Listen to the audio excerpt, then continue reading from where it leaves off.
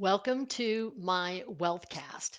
And today I want to talk about is now a good time to buy I bonds?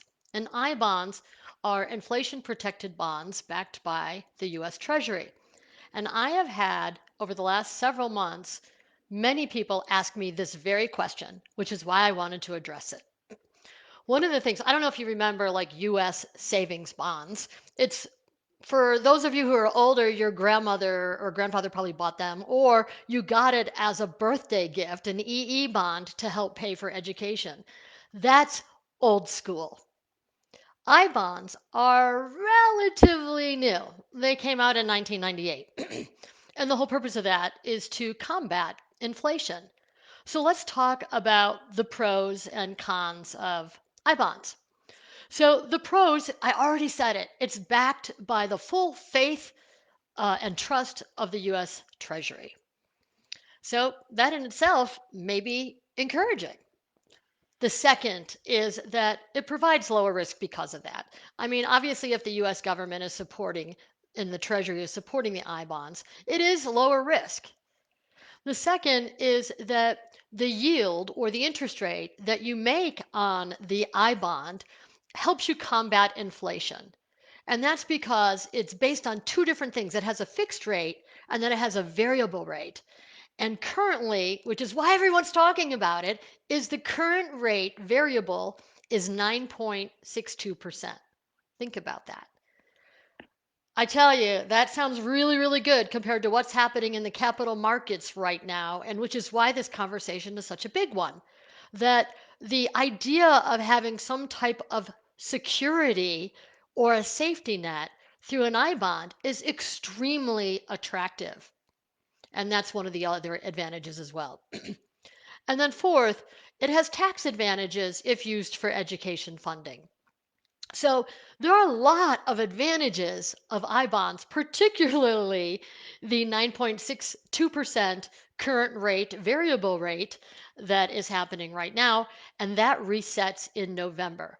So every 6 months, the interest rate that you make on an I bond based on the consumer price index changes. Let's talk about cons. The future is unknown. We don't know if the Federal Reserve is going to be able to combat inflation and get ahead of it as they raise these interest rates on the Fed funds rate. So we don't know if eventually that rate, that variable rate, will start to go down and you will be stuck in an I bond when it's working its way down on interest rates. And that's the other second con is it has a very long maturity. It's a 30-year maturity. Now, after 1 year, you could redeem it. However, you forfeit between 1 and 5 years the last 3 months' interest. After 5 years, there is no forfeiture of interest over the last 3 months. So basically, you need to hold it for a year. Between 1 year and 5 years, you forfeit the last 3 months of interest, and after 5 years, you're okay. But it is a 30-year maturity, which makes it third, not very liquid. And then fourth, as attractive as this sounds, which sounds really, really attractive, each individual is only limited to purchasing $10,000 a year. And if you're lucky in filing your tax return, you can do another 5,000. So if you're married, the maximum that you can do is 25,000, but you have to do it each individual and then your tax return. So again, the most important thing to remember is that each individual is limited to that 10,000 a year. And the other con is I don't know if you've ever been to treasurydirect .org. However, it is very, very clunky to navigate. I mean, not only clunky, it's time consuming. And I tried to do it about 9 months ago, and it actually knocked me out after I had spent a good 15 minutes filling in all my data. And then when I tried to get back in, I couldn't because it said my email address was already used. So extremely clunky, very outdated, and very, very frustrating. And then lastly, well, not lastly, there are two more cons. The other is that you have to keep track of your own paperwork, your own when did you buy, when did you sell, what's the interest rate that you got. So you don't get this nice summary every month or at the end of the year listing everything that you've done. You have to manage your own paperwork. So what that means is when it comes to estate planning, you actually have to make sure someone else knows that you own that and can get into the online portal to be able to do that. You could issue hard copies of I bonds, similar to those old savings bonds or EE bonds, um, but that has a few more restrictions. And then lastly, you cannot use retirement assets to purchase I bonds. So no retirement assets are involved in purchasing I bonds. So when you think of the pros, 9.62%, that's pretty darn good.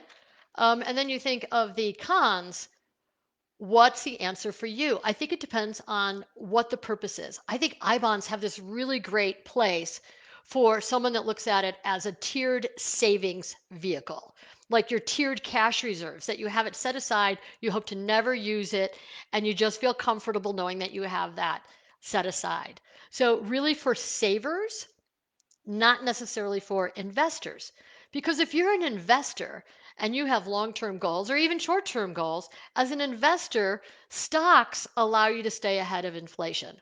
And so if you use stocks, index type stocks, low cost indexing allows you to stay ahead of inflation and actually be more liquid and be more appropriate for your longer term goals. So my suggestion is an I bond appropriate uh, if you're a big investor, then I would suggest no. There are other ways to meet the same need of tackling inflation. If you're an individual saver and you want to start, I think an I bond is a really, really great place to start, especially if you don't want to, if you're not afraid of tackling the Treasury direct and navigating their clunky platform. Otherwise, I think from my perspective, you're creating another level of complexity on an already complex thing of having to manage your investments. When people come to us, we try to simplify, simplify, simplify, and not create complexity. So I hope this answers your question. Yes, I love I bonds, but for certain purposes. So for our clients at Wealth Legacy Institute, we are not suggesting that they purchase I bonds because we already manage in their portfolios hedges against inflation.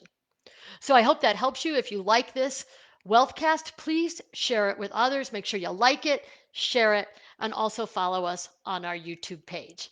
Thank you very much. Have a great day.